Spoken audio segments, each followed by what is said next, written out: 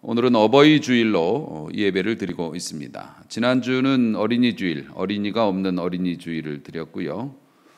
이번 어버이 주일은 어버이만 있는 어버이 주일을 드리고 있습니다. 어버이 주일에 늘 하는 말씀은 똑같죠. 부모님께 순종해라. 사람이면 좀 순종하면서 살아라. 맨날 그러지만은 그러려니 합니다. 오늘 읽은 교동문에 보면은 어버이를 공경하는 것이 약속이 있는, 약속애가 아니고요, 약속이 있는 첫 계명이라고 그랬어요. 하나님께서 인간에게 계명을 주실 때 너의 부모를 공경하라가 첫 번째로 나온단 말이에요. 그래서 약속이 있는이라는 게 뭐냐면 조건부 계명이래. 이거는 지키면 니네가 복을 받을 거야 라고 해서 주신 첫 번째 계명이라는 거예요. 이 땅에서 장수하고 잘 될 것이라고 그렇게 약속을 주셔서 그 효도를 하면 좋은데 실전에서는 그게 잘 안 되죠. 그래서 늘 부모님 앞에서는 우리가 죄인으로 살 수밖에 없습니다.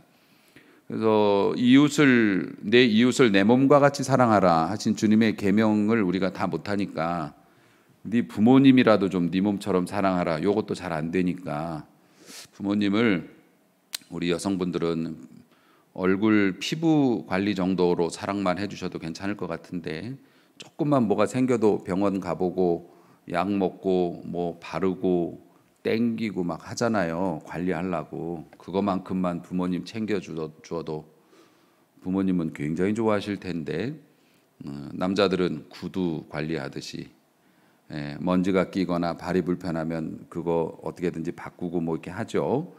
그런 것만큼만 해도 참 좋을 텐데 하여튼 그렇습니다. 부모님에 관해서는 이 정도로만 잔소리하고 끝내도록 하겠습니다. 오늘 말씀은 다른 각도에서 바라보려고 해요. 자녀들아, 부모한테 이렇게 잘해라. 왜냐하면 부모님이 너희들한테 이만큼 하신 분들이니까. 이런 설교 말고 오늘은 이제 부모님들에 대해서 부모님들 들으시라고 말씀을 좀 전하는데 좀 추상적이긴 하지만 그냥 우리 모두 피차에게 은혜가 좀 될 수 있기를 소망하면서 말씀을 증거합니다. 장년이 되면, 나이가 들어가면 삶이 고단해요. 그리고 대개의 경우에 미래가 좀 불안합니다. 그리고 의지했던 것들이 사라지는 것에 대한 공포가 있어요. 의지했던 것들 중에서는 자식들이 장성해서 출가하거나 이렇게 또 자기 짝을 찾아서 좀 멀어지는 것도 있고, 또 하나는 결정적으로 자기가 믿고 의지했던 건강이에요. 몸이 예전 같지가 않은 거죠. 머리도 그 풍성했던 머리가 자꾸 빠져나가고 그리고 기력도 약해지게 되고 관절도 자꾸 약해지고, 그러니까 본인이 다른 건 몰라도 몸만 건강하면 나는 할 수 있어 했는데 그 몸이 자꾸 아파지고 변하니까 그런 것에 대한 두려움이 있어요. 또 여성들 같은 경우는 갱년기를 이제 겪으면서 많이 힘들어지죠. 몸이 자꾸 변하니까. 그렇게 되면 어떻게 되냐면 우울함도 생기고 또 공포, 막연한 불안함으로 스트레스를 많이 받아요. 사람이 자기가 의지했던 것들이, 영원할 것 같았던 것들이 사라지면 그렇게 스트레스를 받죠. 성경에도 비슷한 일이 있었습니다. 이스라엘 나라가 바벨론의 침공을 받아가지고 나라가 아주 쑥대밭이 됐습니다. 그리고 나서 바벨론 제국에서 한 게 뭐냐면 이스라엘 성전을, 솔로몬이 지었던 그 위대한 성전을 확 다 부셔버렸습니다. 그리고 그 안에 있는 보물들 다 꺼내가 버리고 나라에서 좀 똑똑하고 영민한 아이들은 다 잡아갔습니다.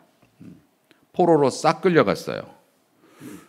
신앙생활을, 이 사람들은 성전 중심의 신앙생활을 했는데 성전이 파괴되고 그리고 자식들이 다 끌려가고 아무것도 안 남았습니다. 나라가. 그러니까 불안하고 걱정이 되는 그런 상황이었죠. 다니엘 시기가 그런 시기였다는 겁니다. 믿고 의지하고 영원할 것이라고 생각했던 것들이 부서지고 무너져 내렸다는 거죠. 오늘 우리들의 상황도 좀 그런 것 같습니다. 코로나로 인해서 작년 한 해 고생하면 될 줄 알았는데 지금 슬슬 분위기가 올 한 해도 특별히 변할 건 없을 것 같다.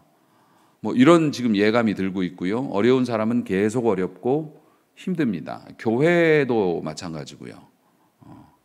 그러니까 여러 가지 어려움 막 이런 속에서 영원할 것 같았던, 그리고 흔들리지 않을 것 같았던 예배도, 성전도, 모임도, 그리고 우리의 믿음 생활이나 또 우리의 경제적인 어떤 그런 것도 타의에 의해서 이거 뺏기니까 굉장히 마음이 불안하고 어둡고 그런 상황인 것 같습니다. 이스라엘 백성들이 이런 일들을 겪으면서 하나님께서 역사하시는, 하나님께서 이끌고 가시는 그런 역사가 끝났나 보다라고 생각을 했어요. 세상 어떻게 돌아가도 하나님은 하나님의 백성을 이끌고 가셨거든요. 그런데 하나님이 손을 놓으셨나 보다, 그렇게 생각을 했어요. 이 사람들이 우린 망했다. 일단은 하나님의 사랑이 끝난 것처럼 보였어요. 왜냐하면은 하나님의 성전이 이렇게 무너지고 백성들이 포로로 끌려가는데도 하나님은 못 본 채 하셨거든요. 간섭을 안 하셨어요. 그러니까 이제는 하나님이 우리를 사랑하시지 않나 보다. 우리도 어려운 때를 겪으면 그런 생각 하잖아요. 하나님이 우리를 이끌고 오시던 손을 놓으셨나 보다. 나 외톨이 된 것 같아. 아마 부모님들도 그런 생각 하실 거요. 그러니까 인간은 그런 생각들을 하고 살 수밖에 없죠. 어려운 일을 겪으면. 그래서 두려워했죠. 특별히 거듭 강조하지만 성전이 파괴된 것은 이스라엘에게는 엄청난 충격이었습니다. 왜냐하면 이스라엘 백성들은 성전에 하나님이 계신다고 생각했고, 나라가 다 망해도 누가 성전 건드리면 하나님이 일어나셔서 박살을 낼 줄 알았거든요. 하나님의 언약궤도 그렇고 성전도 그렇고, 특히 이방인들이 와서 뭐 성전을 건드려? 그러면 하나님께서 내가 다른 건 몰라도 이건 못 참지 하면서 나타나셔가지고 뭐 아주 다 징벌을 하실 줄 알았는데, 성전이 그 불량한 그 오랑캐들한테 수탈당하고 그 거룩한 예배당이 막 유린당하는 거를 하나님이 못 본 척하고 계셨다는 게 더 충격이에요. 이스라엘 백성들은. 그래서 하나님이 문제가 있으신 건가? 하나님이 나를 이제는 우리를 버리신 건가? 이런 생각을 할 수밖에 없었죠. 하나님이 떠나가셨나? 성전 중심으로 이 사람들은 생활을 했는데 예배를 드릴 곳도 없는 겁니다. 자기들에게 그 성전에 나가서 제사를 드리고 그걸 참관하고, 제사장이 쫙 하나님의 지성소에 가서 하나님의 말씀과 은혜를, 하나님을 섬기고 지성소에서 나와가지고 손을 이렇게 쫙 벌리면서 장엄하게 축복하면은 그거 탁 받고 오면 되는데, 이게 없어졌어요. 하나님의 도움으로 살아야 되는데 이게 없어졌으니 얼마나 이게 큰 충격이겠습니까? 이렇게 충격을 받고 믿음도 떨어져 버리고 예배당도 없어지고 이렇게 돼가지고 세월이 흘렀어요. 과연 하나님의 백성들은 망했나? 그렇게 포로로 끌려간 하나님의 사람들, 그리고 하나님을 향한 신앙과 믿음은 없어졌나? 아니죠. 그러지는 않더라고요. 여러분들을 봐도 저는 그렇게 생각이 됩니다. 1년 만에 오늘 예배당에 나오신 분도 있어요. 1년 지나서 여전히 반갑고 고맙고, 또 1년 동안 성전에 나오지 못하고 가정에서만 예배를 드렸어도 그 믿음이 식었다라고 말할 증거는 없는 것 같아요. 여러분들이 참 좋은 믿음을 가지셔서 너무 감사해요. 목회자로서. 이스라엘 백성들, 하나님이 날 버리신 것 같아. 그 성전이 무너지고 우리 자식들이 포로로 끌려가고 내가 포로로 잡혀갈 때 하나님은 나타나지도 않았어. 그래, 하나님 안 믿을 거야 이랬나? 그렇진 않더라고요.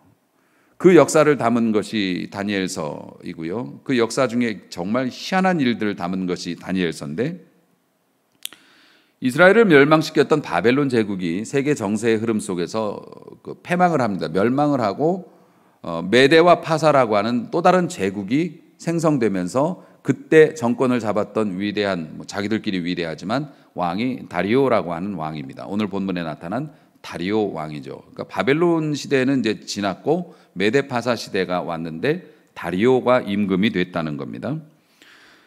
다리오는 120명의 국회의원을, 국민들이 뽑은 건 아니고 본인이 임명해서 120명의 그 관료들을 뽑아서 전국을 다스리게 했고, 그 120명 중에서 3명을 추려가지고 총리, 뭐 좌의정, 우의정, 뭐 영의정, 뭐 이런 식으로 이렇게 3명의 총리를 만들었고요. 그 3명의 총리 중에서 제일 똑똑하고 마음에 드는 포로로 끌려왔던 이스라엘 출신의 다니엘이라고 하는 사람에게 제1총리를 맡기고자 했어요. 2인자.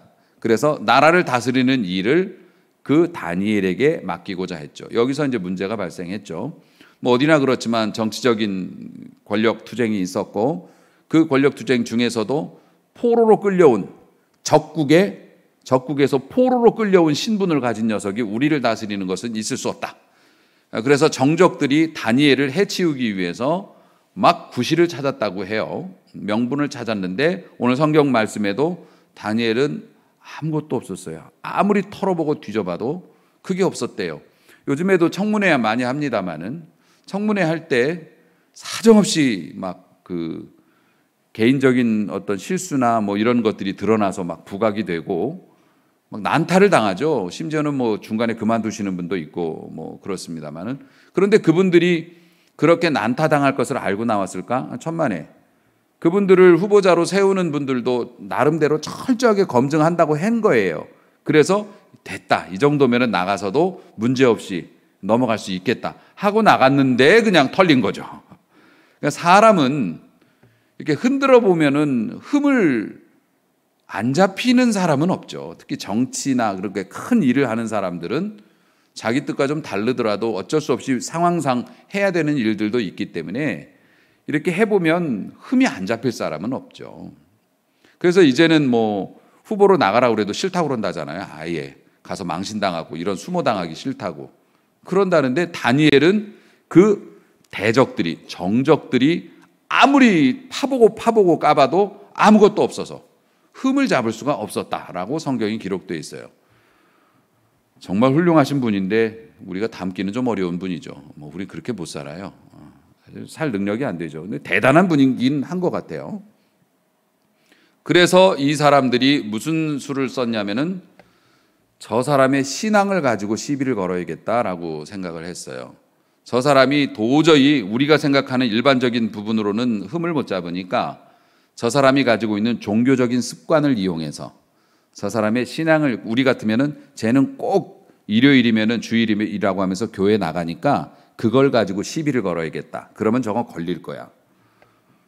이거 칭찬도 보통 칭찬이 아닙니다. 여러분 천국에 가셔서 이건 성경에 나온 얘기는 아니에요. 천국에 가셔서 얘가 믿음이 좋아요, 나빠요라고 그렇게 판단을 해주는 게 천사가 아니고 어쩌면 여러분의 고약한 직장 상사일 수도 있어. 교회 안 다니는. 그 사람이 쟤는 진짜 믿는 것 같아요 하면 믿는 거고 쟤 가짜예요 하면 가짜일 거라고 생각해요. 다시 말해서 우리의 믿음은 사실 목사님이 인정하는 믿음보다도 더 중요한 건 안 믿는 남편이나 기독교에 대해서 부정적인 내 친척, 내 친구들이 내 믿음에 대해서 진짜 입증을 해줄 수 있다고 생각을 해요. 다니엘이 딱 그거거든요. 대적들이 다니엘의 원수들이 쟤는 다른 건 몰라도 믿음 갖고 시비 걸면 우리가 이길 수 있어 라고 생각을 했으니까 원수가 인정해준 믿음, 이게 진짜 백이 믿음이거든요.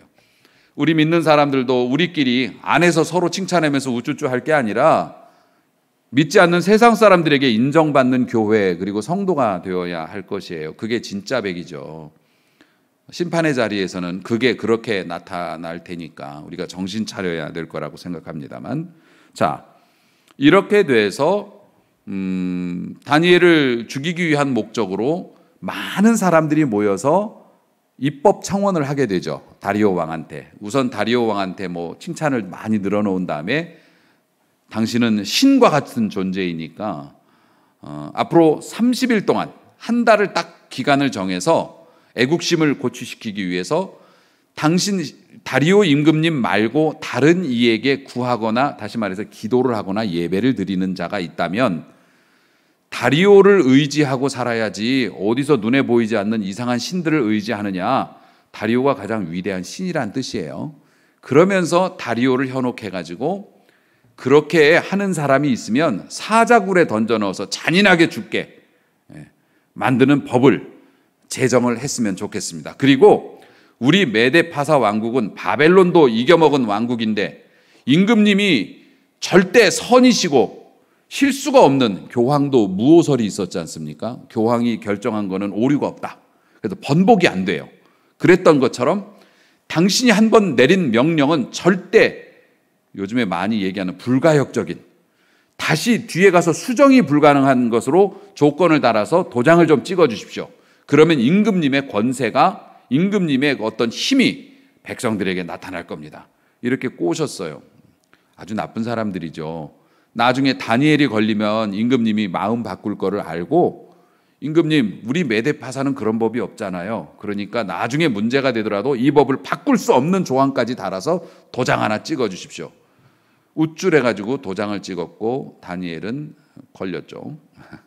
그게 이제 오늘 다니엘서의 내용입니다.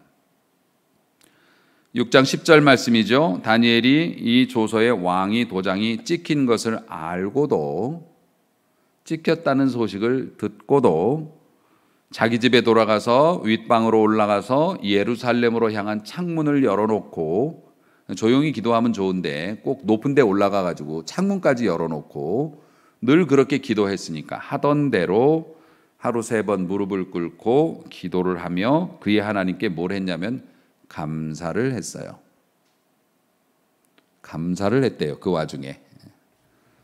뭐 그 뒤는 여러분 아시죠? 결국 그걸로 인해 가지고 붙잡혀 가지고서 다니엘아, 임금님이 속상해 가지고 그랬는데도 어쩔 수 없이 사자굴에 집어넣었고, 사자굴에 다니엘은 포박이 된 상태로, 제 카톡의 푸사가 그겁니다. 다니엘이 이렇게 뒤에 손 묶여 가지고 사자 앞에 서 있는 거. 그렇게 살고 싶고 그렇게 살아야 된다고 생각을 했어요. 내가 내 손을 묶고 사자들 앞에서도 믿음으로 서 있는 거. 그런데 사자들은 다니엘을 잡아먹지 못했고, 마치 자기보다 더 압도적인 존재를 만나서 두려워하는 그런 낑낑대는 강아지들처럼 사자들은 뒤로 물러섰고, 다니엘이 죽지 않는 것을 보고 다리오 왕이 크게 힘을 얻어서 다니엘 대신에 다니엘을 꺼내고 다니엘을 모함했던 놈들을 잡아서 쳐넣어라. 그래서 그들이 사자굴에 던져졌는데, 그들이 던져지면서 땅에 닿기도 전에 사자가 라이트 레프트 펀치를 날려서 그들의 뼈를 부쉈다라고 성경이 기록하고 있습니다. 그리고 법이 바뀌었죠. 앞으로 다니엘이 섬기시는 하나님에 대해서 모욕하거나 비방하는 자는 아주 삼족을 멸하라, 막 이런 법이 바뀔 정도로 놀라운 역사가 일어나서 성경에 진짜 대단한 통쾌한 믿음으로 승리한 이런 이야기로 유명합니다만, 그런데 이 사건을 보면서 제일 다니엘을 볼 때마다 제가 감동받는 거는 알고도예요. 알고도. 여러분들도 그렇고 저도 그렇고, 알고도 믿음의 정수이죠. 믿음의 결정체입니다. 모든 불순물을 다 걸러내고 한 방울 똑 떨어지면 그게 뭐냐면 신앙생활에 있어서 알고도. 말씀 따라가면 고생하고 손해나는 거 모르나요? 알죠. 알면서도 우리가 믿음을 따라갑니다.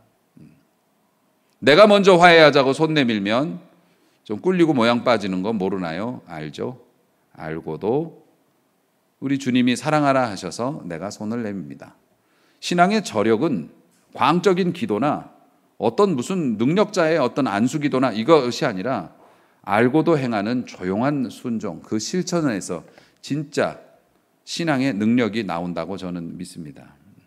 여러분들이 크고 왕성하고 유명한 스타 목사님 있는 교회 가는 길을 몰라서 못 가나요? 어려운 교회인 줄 알고도, 또 작은 교회인 줄 알고도 하나님의 은혜가 이곳에 있다고 생각해서, 그래서 오늘도 예배를 사모하고 이 자리에 나오고 말씀을 가정에서도 켜놓고 주목하고 있는 것 아니겠습니까? 알고도의 믿음.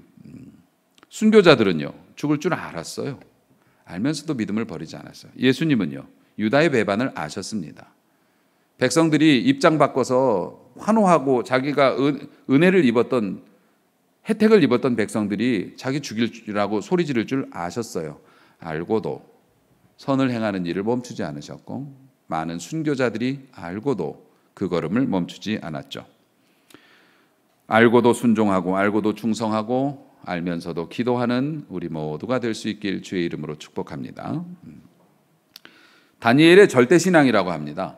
다시 말해서 환경에 구애받지 않고 변화되지 않고 꺾이지 않고 휘지 않는 신앙, 절대 신앙. 어떻게 다니엘의 이런 절대 신앙이 생겼을까? 근데 사실 여기서 우리가 주목해 봐야 될 거는 정적들이 원했던 건 다니엘의 목숨만이 아니었습니다. 다니엘이 죽게 되면 다니엘을 따르던 거기에 포로로 잡혀가 있던 이스라엘 백성들이 박살나는 거예요. 왜냐하면 유대인들이 어디 가나 미움받거든요. 미움받는 이유가 뭐냐면 어디 가나 돈을 잘 벌어, 어디 가나 잘 돼, 어디 가나 애들이 수석이야. 그러니까 동네 사람들이 미워해요. 유대인들. 하나님이 돌봐주시니까, 또 하나님을 믿는 믿음으로 열심히 사니까. 그 나라에서도 그랬습니다. 그래서 유대인들이 아주 미운 털이 배겼어요. 다니엘 하나 꺾으면 그 밑에 유대인들 다 잡아 죽일 수 있다라고 생각했어요. 그러면 유대인 입장에서 보면 다니엘이 자기들 우산 노릇을 해주고 있었던 거 아닙니까? 그런데 다리오 임금에게 이런 다리오 임금이 도장을 찍었고 그 문서가 만들어진 경위를 알고 있는 사람들 입장에서는 다니엘 일이 조금만 참아주면, 다니엘이 기도만 좀 문을 닫고 하든지 아니면 어디 지하실 가서 하든지 그날만 좀 쉬든지 잠깐만 그렇게 해주면 다니엘도 살고 그 자리도 유지하고, 그리고 그 밑에 다니엘 밑에 피해 있는 수많은 유대인들 남녀노소 어린아이까지 안전하게 살 수 있는데 왜 저렇게 꼭 올라가서 티를 내면서 그렇게 하루에 3번이나, 그것도 한 번도 아니고 그렇게 기도를 꼭 해야 되나라는 생각을 할까요, 안 할까요? 다니엘이 그렇게 기도 한 번이라도 하면 다니엘 잡혀가고 우리 다 죽는다는 걸 알았다면, 일반 유대인들 같은 경우에 만약 우리 장로님들 같으면 어떡하겠어요? 제가 만약에 뭐 여기서 불 켜고서 예배를 드리면은 여러분들이 가족과 함께 다 붙잡아 가서 죽는다고 생각을 해봐요. 그런데 제가 올라가서 불을 켜려고 그래. 장로님도 어떡하시겠어요? 나는 민장로님이 나 멱살 잡고 끌고 갈 것 같은데, 목사님 오늘만 참으세요. 왜 그러세요 도대체? 예배는 얼마든지 다음에도 드릴 수 있잖아요. 그럴 것 같은데. 나는 우리 장로님들이 와서 목사님만 혼자 믿음 생활해요? 우리 가족들 살아야죠 하면서 나를 잡아낼 것 같아. 그런데 단순히 우리 몇 명이 아니잖아요. 거기는 수만의 백성들의 목숨이 달려 있는데 분명히 유대인들끼리도 우리 다니엘 납치를 해서라도 기도 못하게 막아야지 우리가 사는 거 아니냐, 이런 생각을 했을 거라고 생각해요. 근데 말리지 않았다고요. 다니엘이 무서워서가 아니에요. 그 사람들 말리지 않았어요. 사실 백성들도 믿음이 좋았던 겁니다. 다니엘만 좋았던 게 아니에요. 난 내 가족 죽게 생겼다면 나 가서 뭔 일이라도 하겠어. 근데 그 사람들이, 그 많은 사람들 중에 아무도 다니엘이 기도하는 걸 방해한 사람이 없어요. 그러니까 이 백성들도 믿음이 좋았던 거죠. 목숨 걸었던 겁니다. 어떻게 이런 일이, 절대 신앙이 가능할 수 있었을까? 바로 성전을 잃어버렸기 때문에 그랬어요. 그러니까 역설의 은혜죠. 성전을 잃어버렸기 때문에. 이 사람들이 대대로 철저히 이스라엘은 성전 중심의 생활이었어요. 광야 생활할 때가 건국 초기지 않습니까? 그때도 성막을 중심으로 생활을 했고, 뭔 일이 있으면 다 성막으로 모였고 거기서 결정 냈고, 거기서 어쨌든 뭐 위로든 벌이든 거기서 다 해결했고, 그리고 나서 다윗 시대를 거쳐 솔로몬이 아름답고 웅장한 성전 한 번도 본 적이 없지만 우리는 정말 멋있게 지었다고 해요. 그 성전에서 늘 예배를 드리고, 대소사가 있으면 남자들은 무조건 성전에 나가야 했고, 항상 그 성전을 중심으로 거기서 예배를 드리면서 살아왔어요. 이스라엘 백성들은 그 버릇이 지금도 남아가지고서 로마 사람들이 그 헤롯 성전을 싹 무너뜨리고 나서 벽 한 조각만 남겨놨는데 그것도 성전의 일부라고 거기 가갖고 지금도 모여갖고 그러고들 있지 않습니까? 그렇게 성전을 좋아해요. 성전에 가야 했고 그곳에 있어야 마음 편했고 그곳에서 제사를 드려야 하나님이 받으신다고 생각을 했는데, 사실 우리도 대단히 성전 중심의 생활을 합니다. 우리 성도들도 해왔어요, 그동안에. 여러분들 중에서 교회에 나가서 예배를 드리지 않고 집에서 예배를 드린다는 걸 상상이나 해봤겠냐고요.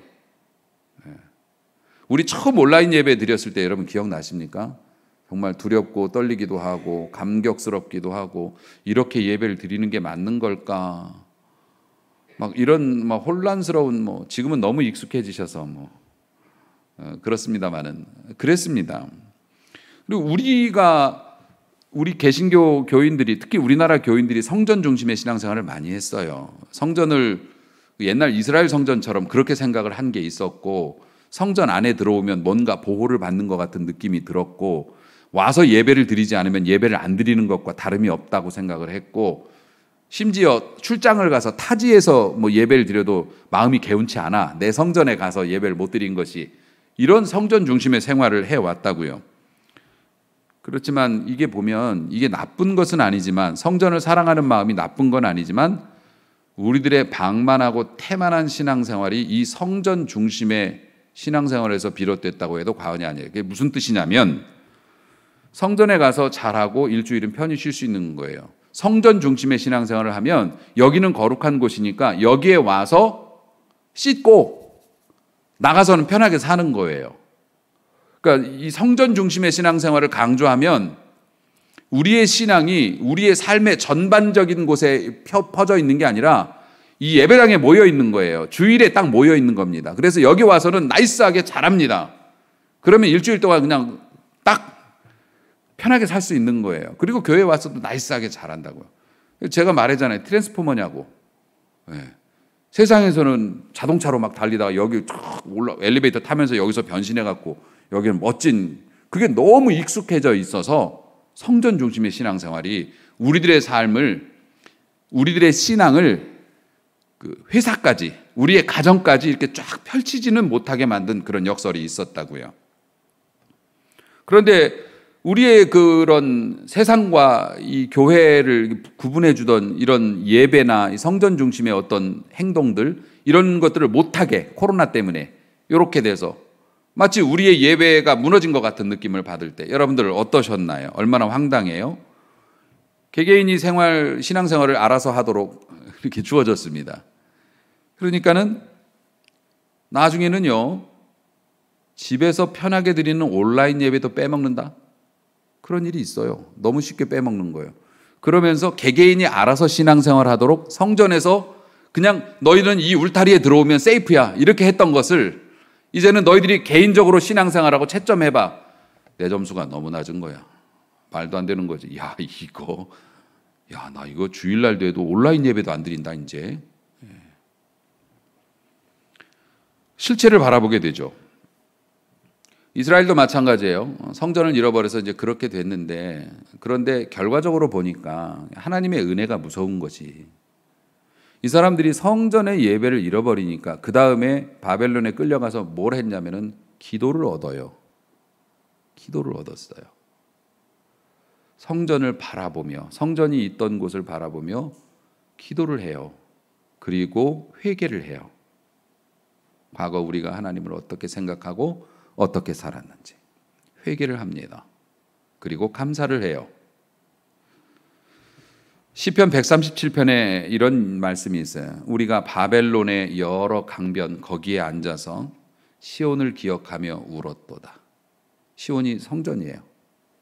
우리 교회 다닐 때 좋았는데 하면서 울었대요. 강가에 나가서.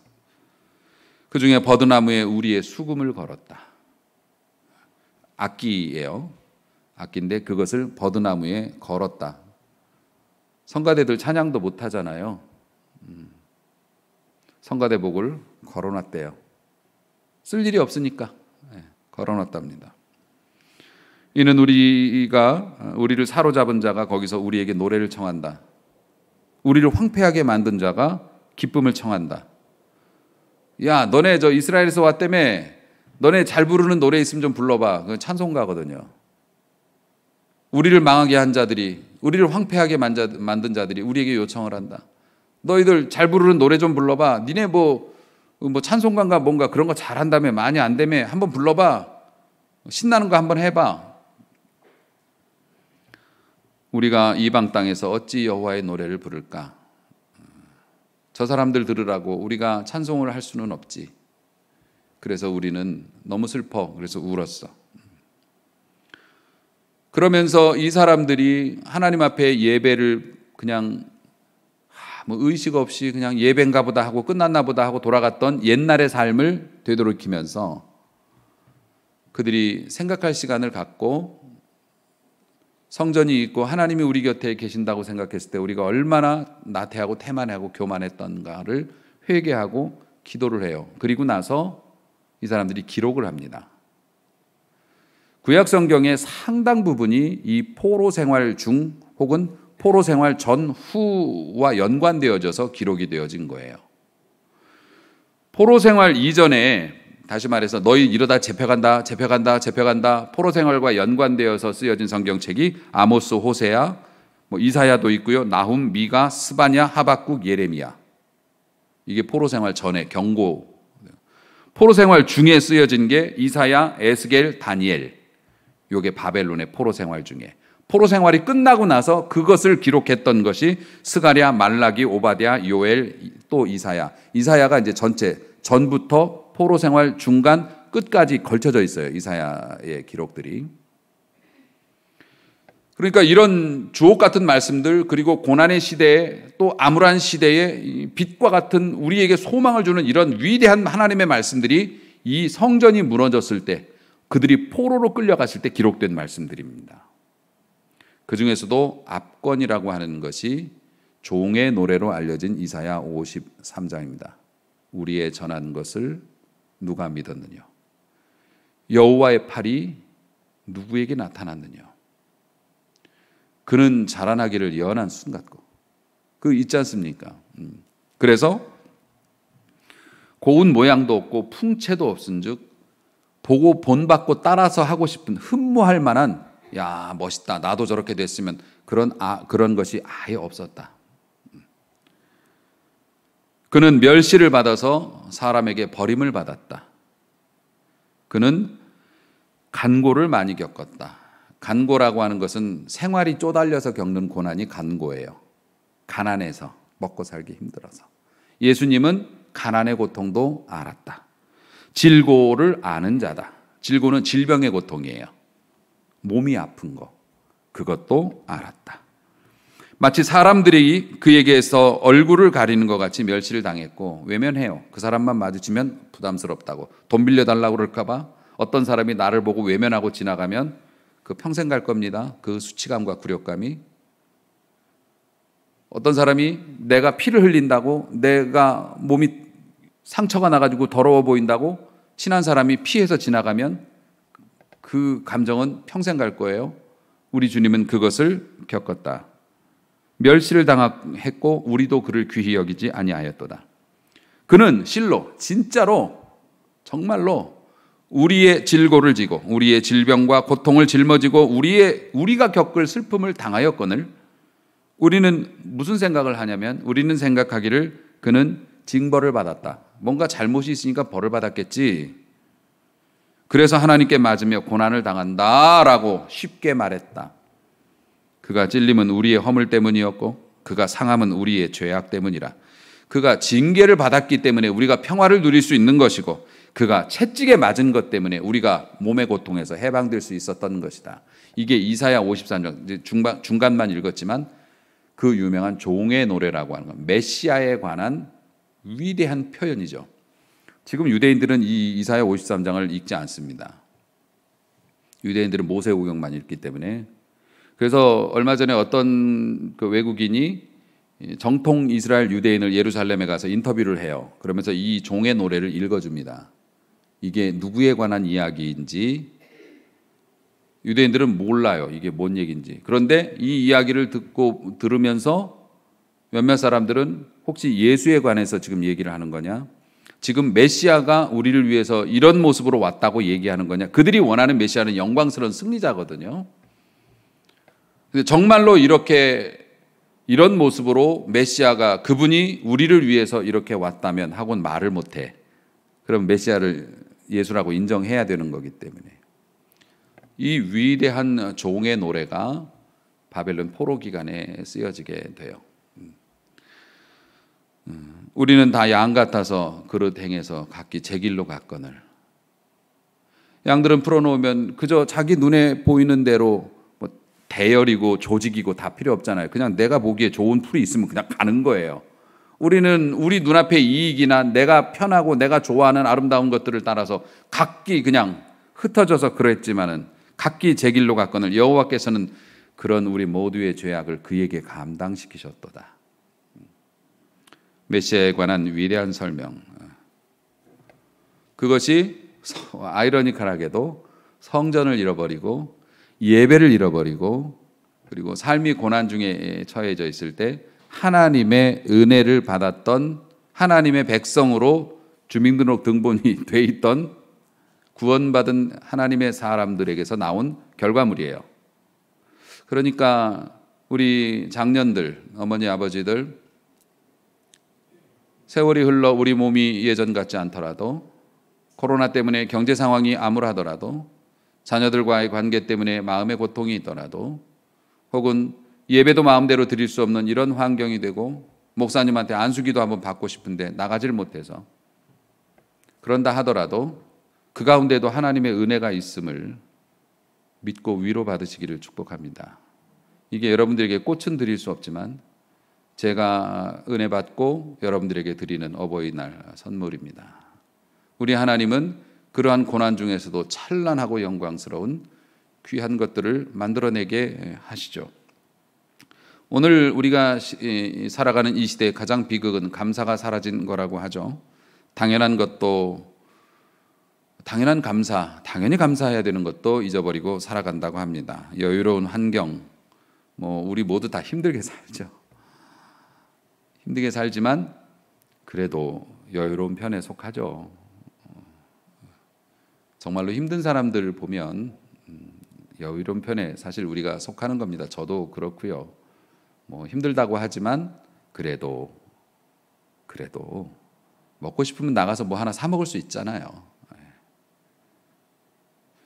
제가 살면서 별 희한한 걸 다 느끼지만 추울 때 춥지 않고 더울 때 덥지 않고 바람이 불거나 비가 올 때 그걸 맞지 않고 살아간다는 게 보통 일이 아니더라고요. 그게 난방을 할 수 있고 냉방을 할 수 있고 선풍기를 틀 수 있고 이런 것도 사실 되게 힘든 일이에요. 쉽지 않은 일이에요. 우리 그러고 살고 있지 않습니까? 아직 부모님이 곁에 계신 분들도 계실 거고 형제들이 옆에 있고 또 자녀들이 있고 하나님이 주셔서 평생 밀고 땡기지만 사랑으로 함께 동역하는 부부가 있고 더군다나 자유로운 내 조국이 있고 이 땅에서 마음껏 살아갈 수 있는 자유로운 내 조국이 있다는 것 그리고 은혜로운 교회가 있어서 우리가 예배하고 하나님 바라보면서 그 은혜를 누리면서 살 수 있게 된 것. 사실 어버이주일, 어린이주일 이런 것들이 잊지 말라고 다시 기억을 되살리게 하기 위해서 절기를 만든 거지 않습니까? 또 하나님이 주신 은혜에 감사하는 것을 잊지 말라고 예배를 우리에게 허락해 주셔서 감사를 일깨우는 것이고요. 상실의 시대라고 말하는 이 시대에 우리 모두 깨어서 먼저 부모님들이 깨어야 해요. 그래서 다니엘처럼 좋은 믿음 가지고 기도하는 부모로 우리가 쓰임 받을 수 있기를 소망합니다. 더 이상 돈은 벌 수 없을지 몰라도 더 이상 힘으로 자녀들을 양육할 수는 없을지 몰라도 우리가 많은 것들이 무너지고 잃어버리고 우리 교회 성도들도 예배가 무너지고 환경이 이렇게 열악해졌지만 더욱 우리가 맑은 기도할 수 있다고 생각합니다. 당연히 하나님이 힘을 주실 것이라고 생각하고 성전에 나와서 예배를 드리지 못하지만 성전을 바라보면서 소박하게 기도하는 성도들이 있다는 거 알고 있습니다. 오늘 드리는 이 예배를 사모하고 함께 드리고 싶어하고 어려울 때마다 성전을 기억하면서 기도하는 성도들이 있음을 저는 알고 있습니다. 또 타국에 나가서 이 예배를 함께 드리는 하나님의 은혜를 기억하고 열심히 살고자 하는 우리 청년들이 있다는 것도 알고 있습니다.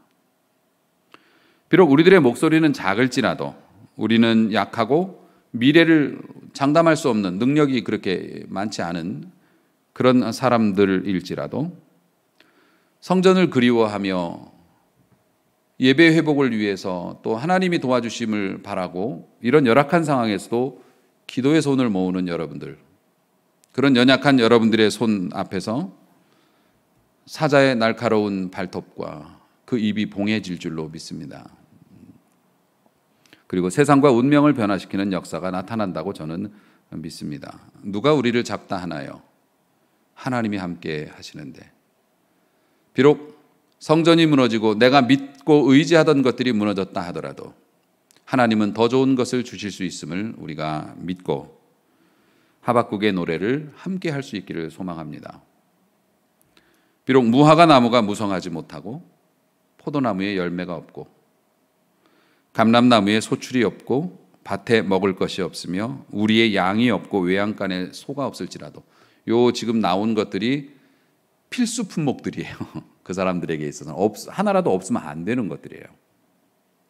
그런데 그게 없다고 하더라도 나는 여호와 때문에 여호와로 말미암아 즐거워하며 나에게 구원을 주신 하나님으로 말미암아 기뻐하리로다. 시절은 어려우나 오직 여호와 하나님만으로 기뻐하며 승리하는 우리가 될 수 있기를 바라고, 여러분들 믿음 있으시잖아요. 어렵고 힘들 때 서툴지만 기도할 수 있으시잖아요. 그거면 하나님이 역사하실 수 있습니다. 그 기도의 능력을 믿고 앞으로도 성전을 향해서 기도하고 하나님과 함께 동행하는 행복한 성도가 되시기를, 귀한 어버이들이 되시기를 주님의 이름으로 축원합니다. 기도하시겠습니다.